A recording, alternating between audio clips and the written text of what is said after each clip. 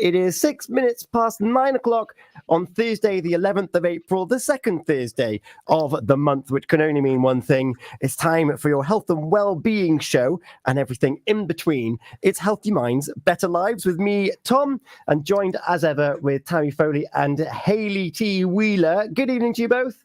Evening. Good evening. Good evening. How are you? I'm keeping really well. I feel like I've eaten up my body weight in chocolate following Easter. Hayley, similar story. Yeah, I'm doing well. I can't believe a month has gone already. It did not feel like tonight was supposed to be Healthy Minds, Better Lives.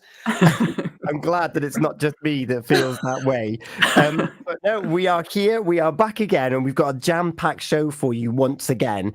You're gonna be hearing later on about looking at different addiction treatments.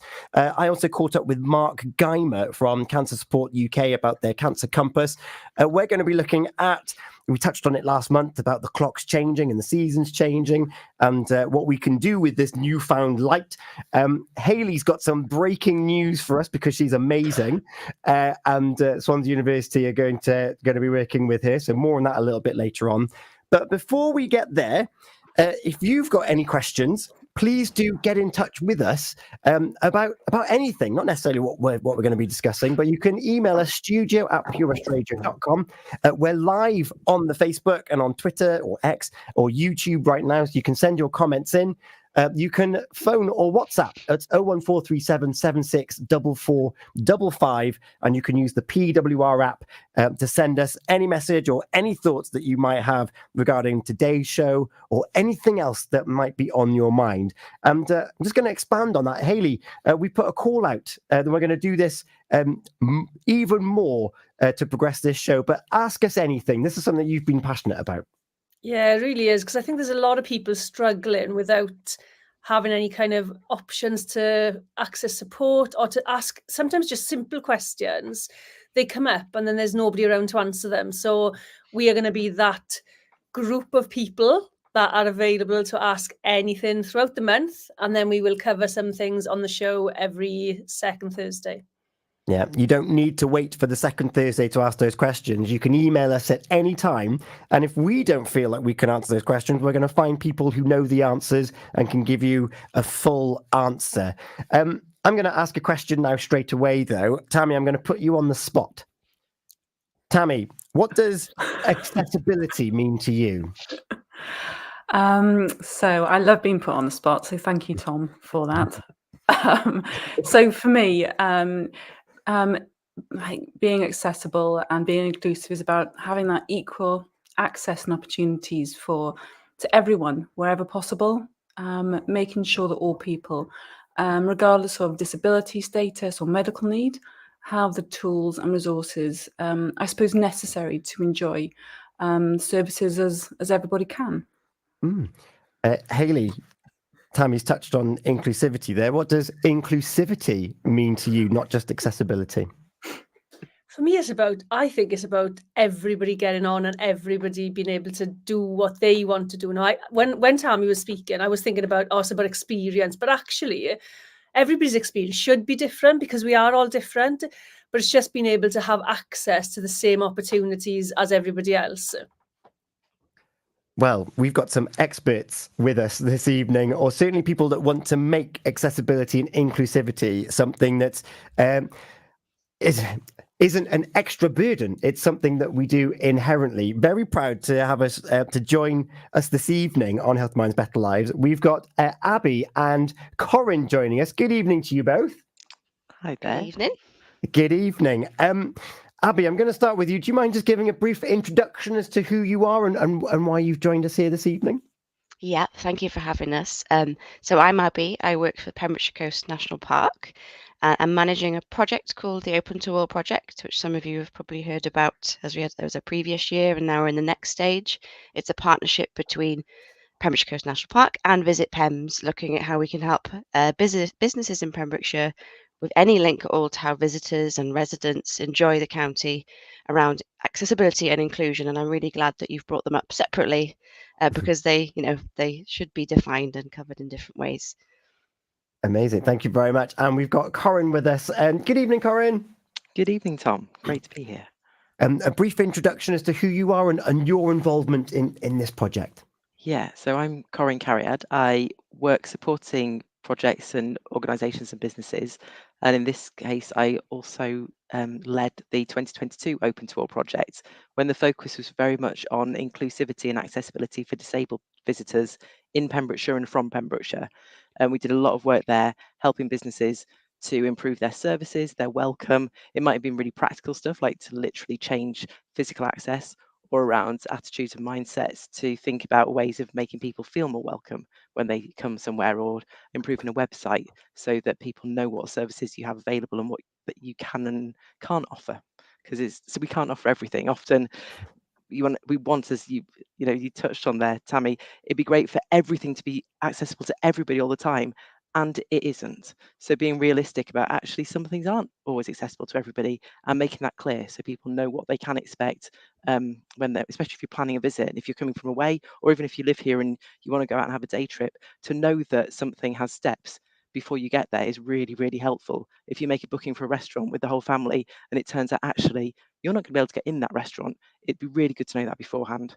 So those sorts of things, if businesses can make that really clear on the website, or be open to somebody phoning up and asking about it.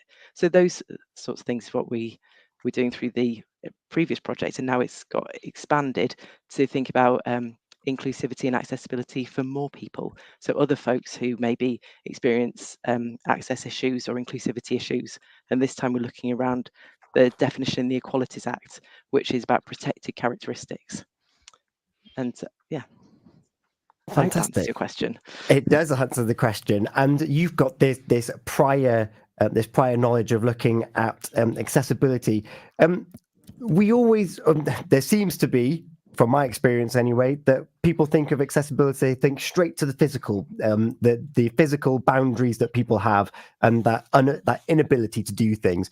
But you're broadening your definition for this project. You're looking at anybody with those protected characteristics that may have any form of difficulty, which could include what else could that include?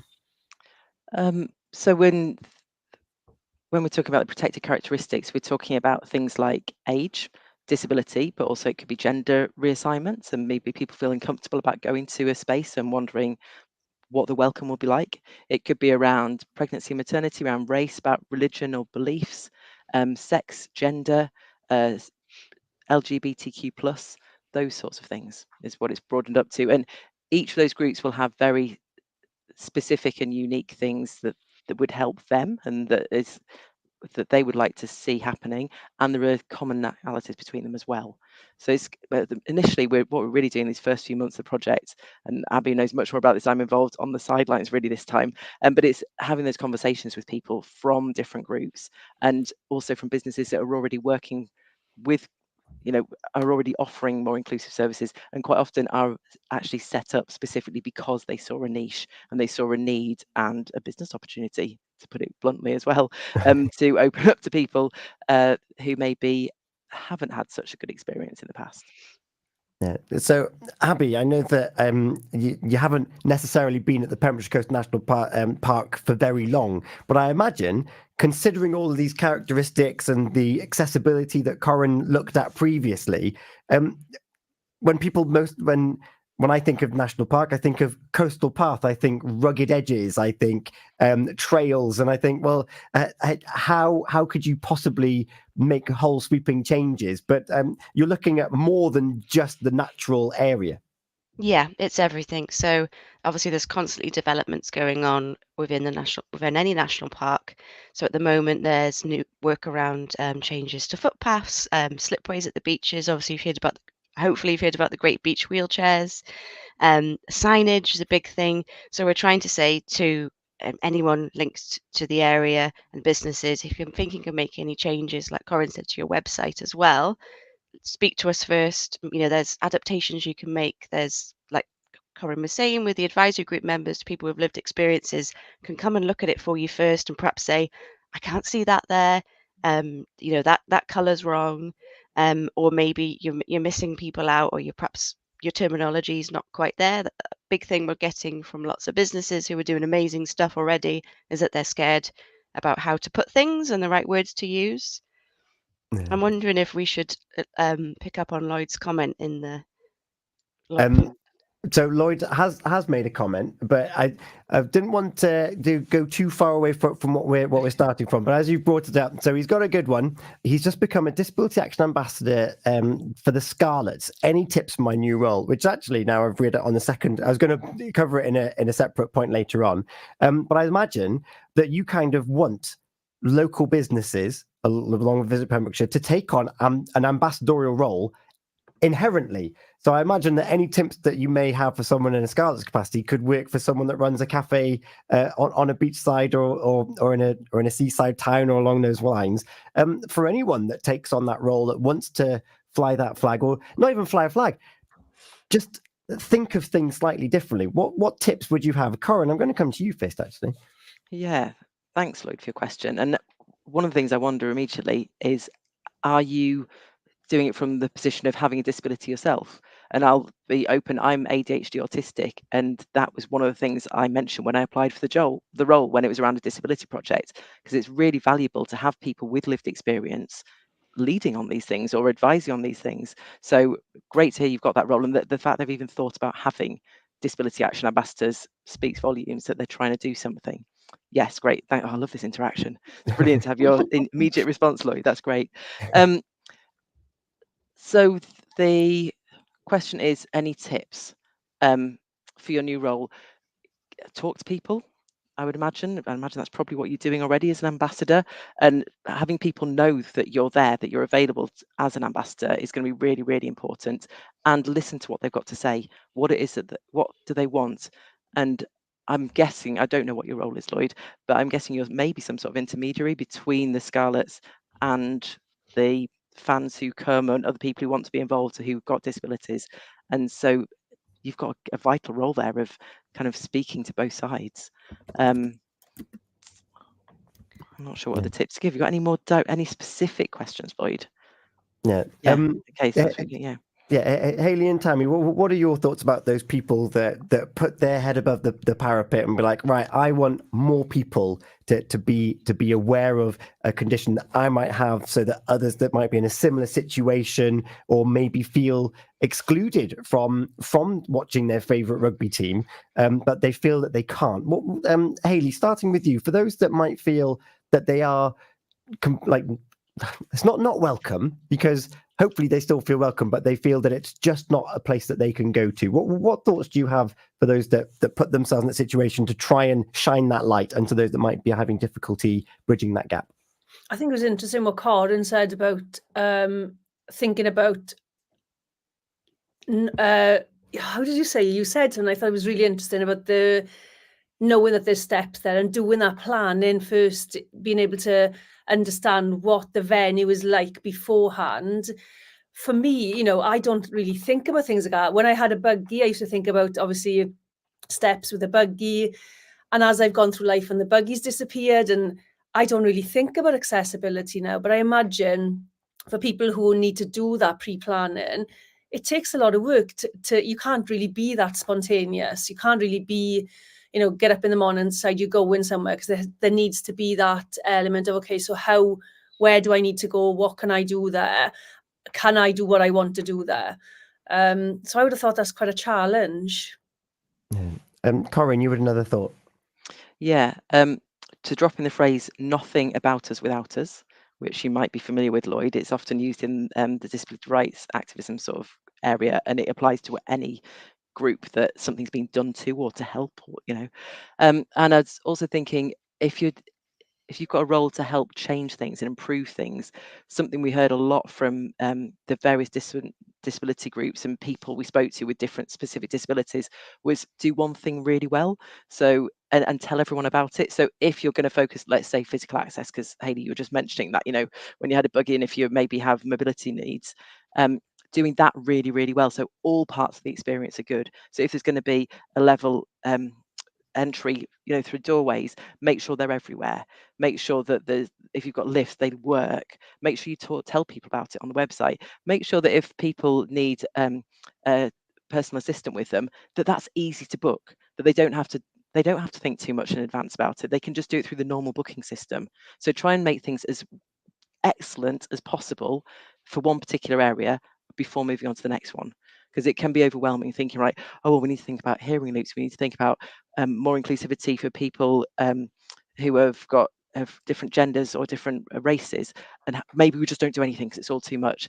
Choose one thing and do it really well all the way through, and tell people about what you're doing, because there's no point doing all that and nobody knows, and then nobody uses it, and then you think, well, what's the point? Nobody uses it anyway. Tell them. Yeah. I imagine that there's nothing more frustrating than looking at a website and finding out, oh yeah, look, they do glorious food if it's a restaurant, for example, and you're trying to find out if I can get there, and all it says is, if you require any further assistance, please contact us. And it's like, well, that's why I'm already here on your website. Like this was my conduit to find out what I was doing. There's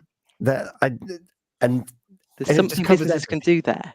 Yeah. So what we'd love to see more businesses doing, and some are really, really good at this, is having access statements and inclusive language on the website. It might be an inclusivity statement as a specific standalone thing, but also put words in there, have photos on there of non-white, non-walking around, non-standard people. Don't just have a mum and a dad and a boy and a girl of their children who are all able-bodied, who don't appear to have anything, any disability or anything different about them. Try and mix up the photos that you have on there so that people can see, oh, there's a gay couple. Oh, there's people who are black or different race to the majority of people in Pembrokeshire.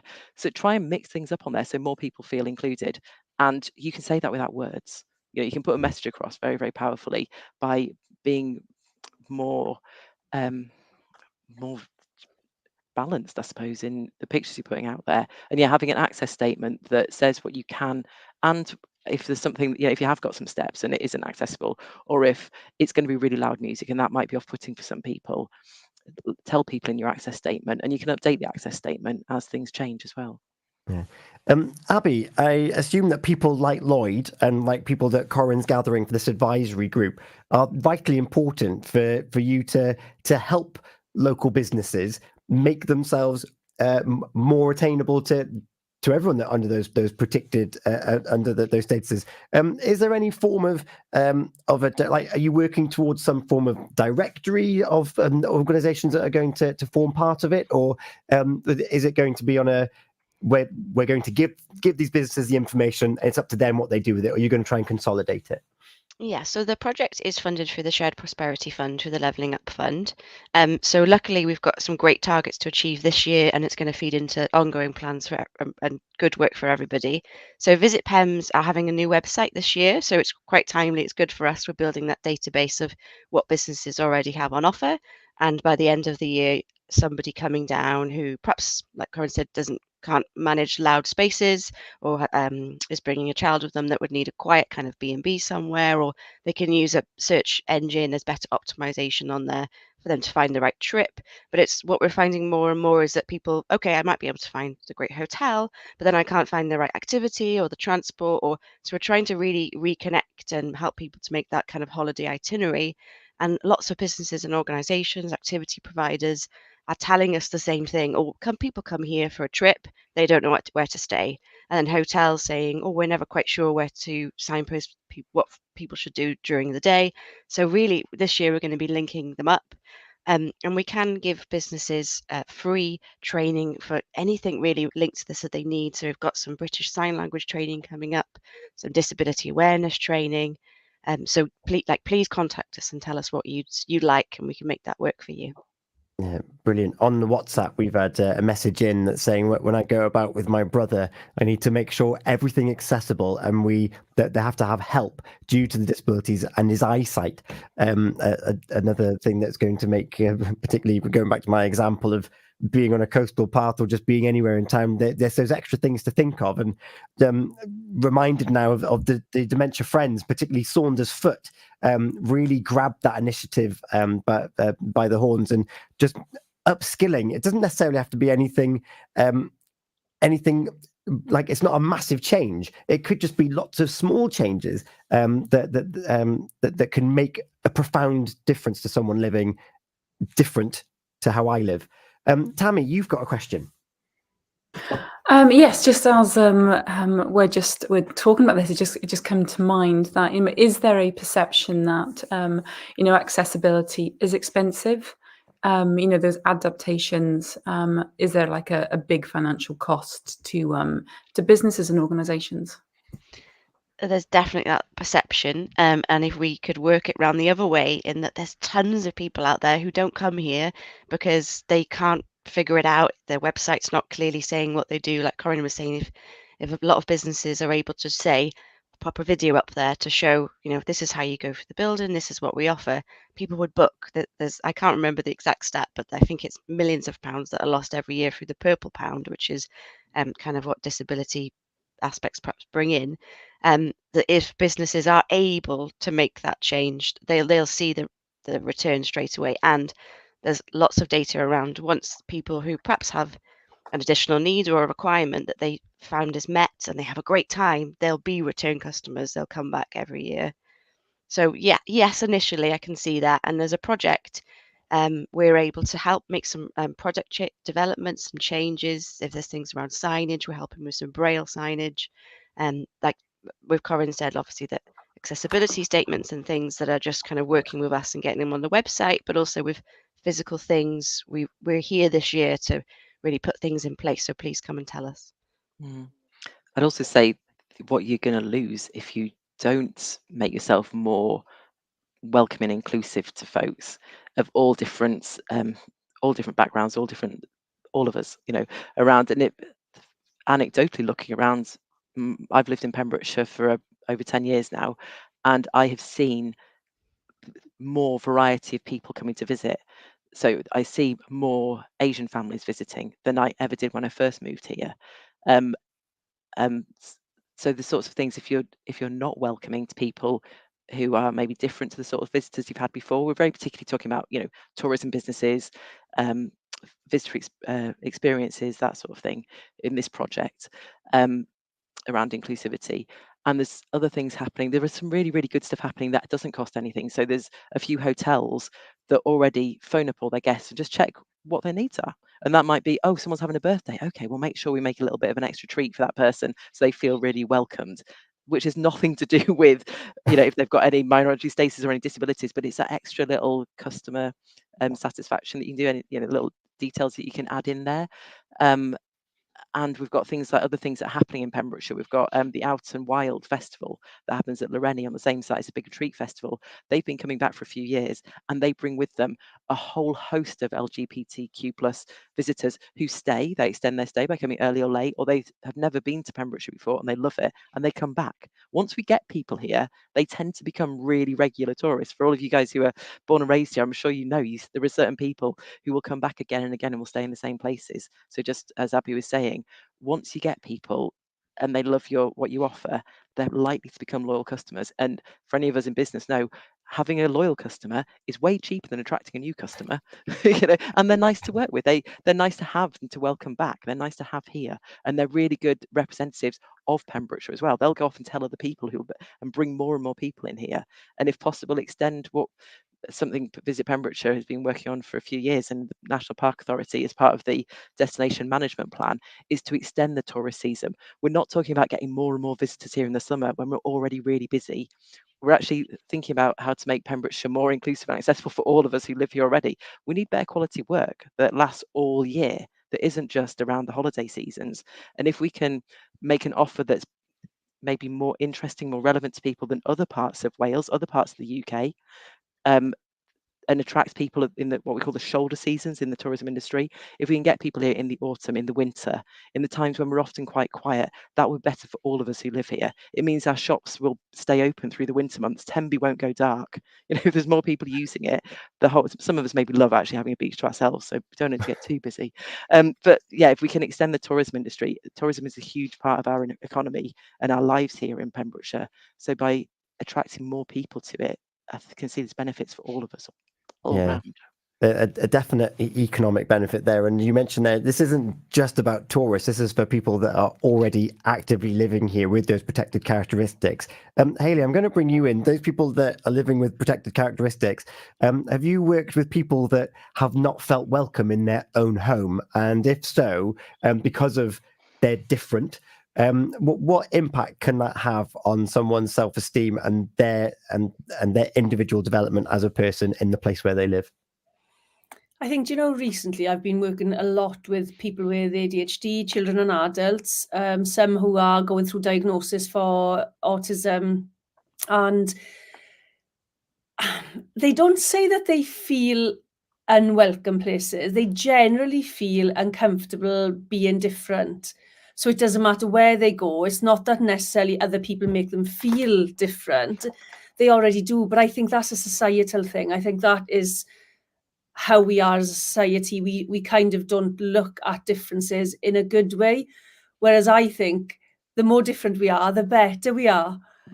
And we should embrace that. And I think that's what's kind of missing without doing all the physical and the practical stuff. I think just social stuff, just embracing people's differences.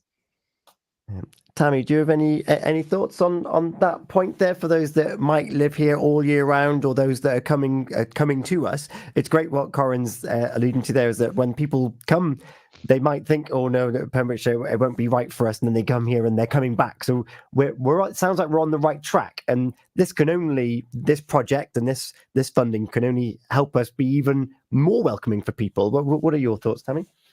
Oh no, I just think, just that the word of mouth is really, valuable, invaluable. So, just even going back to what Abi touched on about the beach wheelchairs, that all-terrain equipment that we have. I say we, the royal we. It's just making it just more accessible to enjoy our coast. But again, if you don't know about it, you're not going to use it. And local residents, if they can embrace it, it can change a family's day out. It can change how people spend time together by being able to have those walks or that time, like on the beach, for example. So again, just it's that spreading the word is really important. And you don't know it if you don't know it. So anything that raises that awareness and you start those conversations is always going to be a really good thing. Yeah, and we're not even pointing the finger at those that the time you just hit the nail on the head. If you don't know it, you don't know it. The point of this isn't to point fingers and say, oh, you haven't been doing this, you don't care. It's not that at all. Abi, it's about just raising that awareness and putting people into that wider sphere of, well, now you know, and it's more of a person-centered approach to every single customer that comes through the door. Yes, and for organisations that are doing good things or have good stories already, what we're trying to do is showcase that now. We've got some case studies and videos coming out to help peers and other businesses to see, oh, okay, they made that change, they do that, that's what happened, that's the outcome, that's great. So we're trying kind of softly just send messages out there around that as well. But we are being approached by businesses who've had bad experiences or have had visitors put inquiries through and they thought, oh, I can't host you, I don't know what to do, and businesses with that sort of old buildings and they feel like they can't help people move around. But really the best thing to do is to just tell your customer base what you have on offer. And like Corinne said earlier, you might not have everything, but it's up for people to decide that, and up for people to plan their own holiday and to make it their own holiday. Yeah. If you've just joined us, it's Healthy Minds, Better Lives here on Pure West Radio, and we've been talking about inclusivity and accessibility in that order. Corinne's already been part of a project looking at accessibility, but we're looking at inclusivity, these protected characteristics, and how people are feeling and what adaptations we can look at. You can join the conversation on 01437 764455. You can call or WhatsApp that on the PWR app or an email at studio@purewestradio.com. Lloyd got in touch earlier about being ambassadors, and that's going back to that point. We're not really looking for people to be ambassadors. We just want people to raise that awareness. And Abi, back to you. If people are listening to this, or they've seen this video, they've seen your videos and their promos, where can they go for more information, just to widen the scope of their field of vision? Yes, so this is a Pembrokeshire Coast National Park and a Visit Pembrokeshire project partnership together. But at the moment, it's best to head to the Visit Pem social channels to find out everything about us. You'll see open to all messages on there. They can pop us an email at open to all, and that's with a number 2 at visitpembrokeshire.com. I mean, we can put other information on as well. We're going to be trying to be out and about as much as possible. We're going to be promoting events. We've got training coming up. We have got a business survey out there, so we're asking businesses. I know everybody hates a survey, but really it will help us to know what support we can put in place, and to measure what changes people might have made, and a bit like what Tammy talked about earlier, what barriers businesses are facing and what worries they've got, and let's try and find positive resolutions for them. Yeah, speak for yourself. I love a survey. And Corinne, it's a partnership between Visit Pembrokeshire and the Pembrokeshire Coast National Park. You've led on this kind of work previously with an advisory board, so it's not just companies doing things for companies. They're actually getting insight from people with that lived experience. Yeah, the advisory board is new actually for this project. So Oh, something we learned from the exciting. last one, yes, was that there were people out there who had the skills to give advice and to do things like it might be doing a mystery shopper type thing. In like Folly Farm had that last time with a group of people, deaf people and people with hearing loss, and they went around and gave her feedback about what it was like for them and found out a few things, which was really helpful. And it's all done in a spirit of how to improve things, like a critical friend, not in a finger wagging sort of way. So that sort of thing. It could be around training for staff. Could be around getting photos. So in the previous project, we did get a load of photos with people with disabilities, all sorts of different disabilities in different locations, places around Pembrokeshire, and they are all available for businesses to use. So the advisory board, has kind of come from the previous project, and it's in its early days at the moment. We're seeing where it's going to go. It's seeing what businesses want from it and what businesses want to offer. So we've got some folks who can give advice who are business ready. So they've got products ready to offer to businesses around training, around race, around disability, accessibility, those sorts of things, what we've got mostly so far, and around LGBTQ plus as well.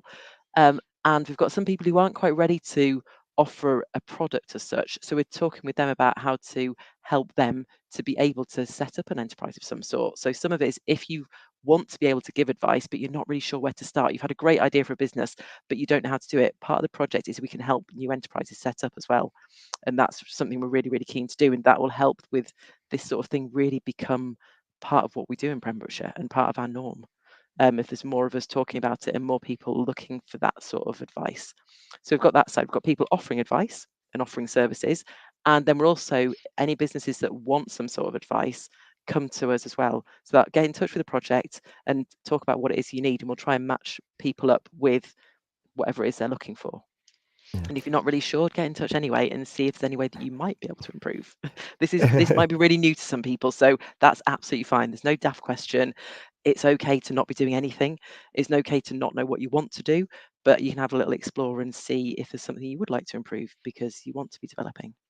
Yeah, I should to point that out, make that very clear. Actually, there's no judgment. Like going back to that point of you only know what you know, there is zero judgment, and actually, curiosity is only going to lead to more enlightenment as to what different people have different needs. And if you can better cater for that in your business, then that's all the better from your curiosity, which is the key factor.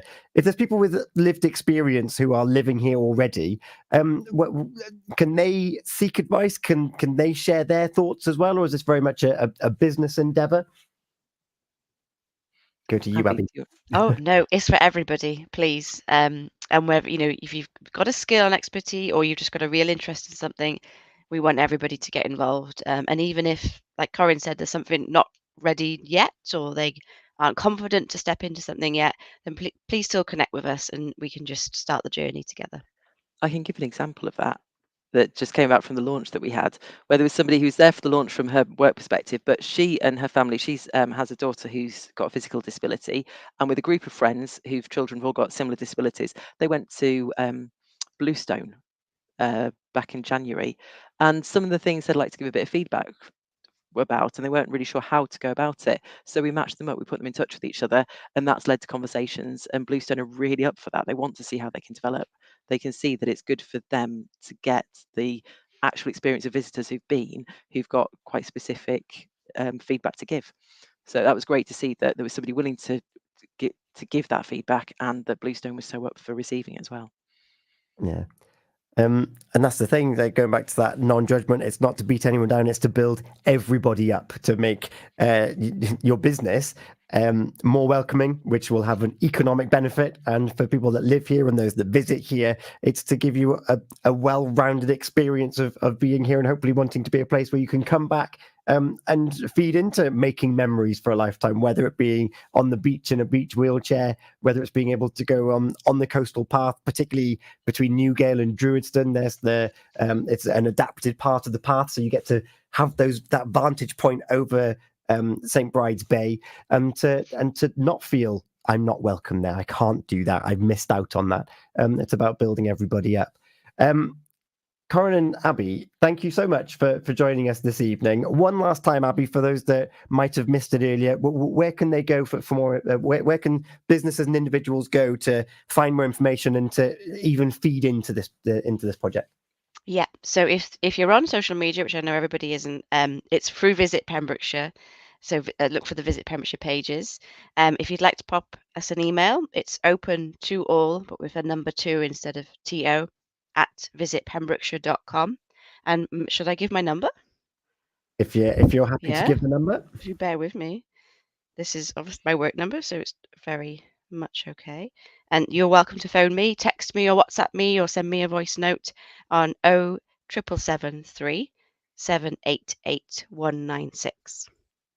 Lovely. If you've just joined us now, and we're very much closing this section down, don't worry, we've been live on our social media. You can watch back to all of this on our Facebook, on our Twitter, and on our YouTube, and also the whole of tonight's show is going to be on the catch up at purewestradio.com, so don't worry, you haven't missed anything.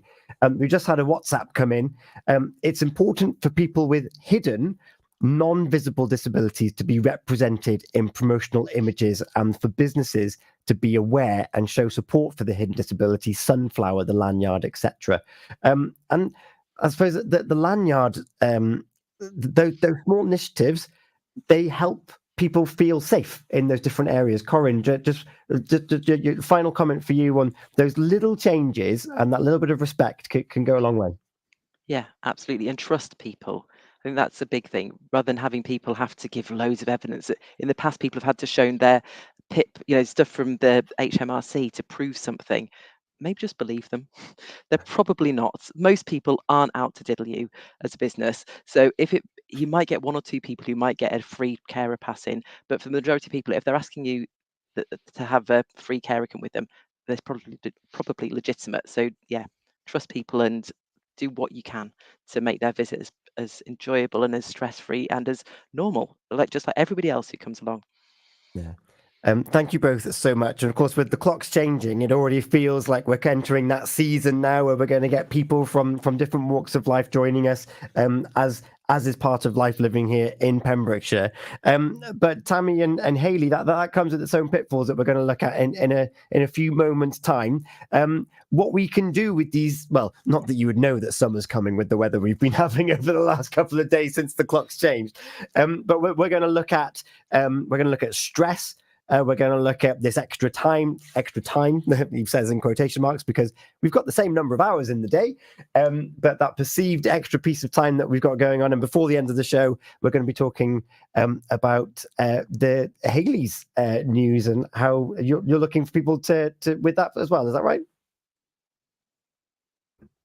Yeah, it'd be good to share that news with everybody. And it is an exclusive to Pure West Radio. We love an exclusive here. For now, though, myself, Tammy, Hayley, we're going to be back in just a few moments.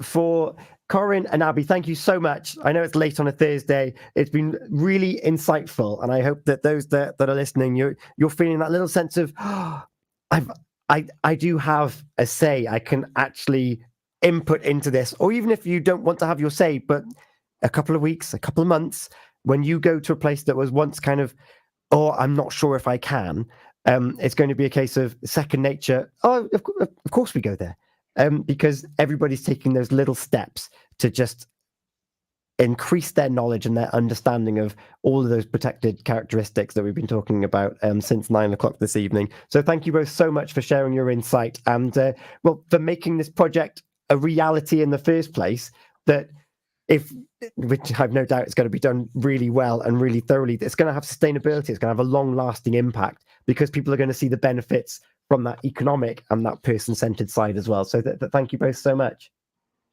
Thank you. Thanks, Tom. Thanks all. I haven't put this song in, but we've been talking about tourism. So Madonna, Holiday is next on the list.